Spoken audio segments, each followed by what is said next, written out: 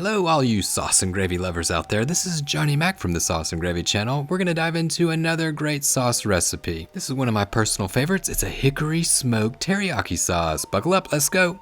Grab a saucepan and dump in 1/3 of a cup or 83 milliliters of sake. And crank up your burner to medium heat. Next, pour in 1/3 of a cup or 83 milliliters of mirin. And finally, grab a little soy sauce. I like to use low sodium soy sauce, 1/3 of a cup or 83 milliliters.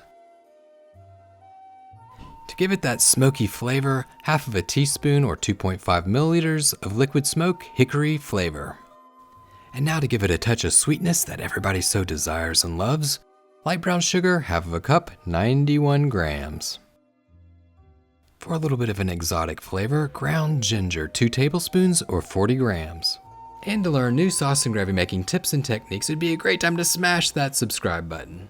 The goal now is to dissolve that sugar, so try to bring it to a simmer over medium heat, whisk everything together.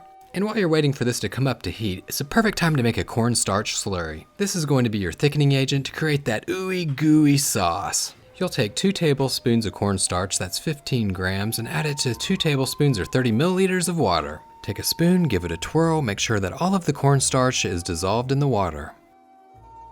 Once it's well mixed together, just put it to the side until we're ready to throw it into the sauce. When the teriyaki sauce starts to simmer, let it go. Let it simmer for about 30 seconds to a minute to infuse those flavors.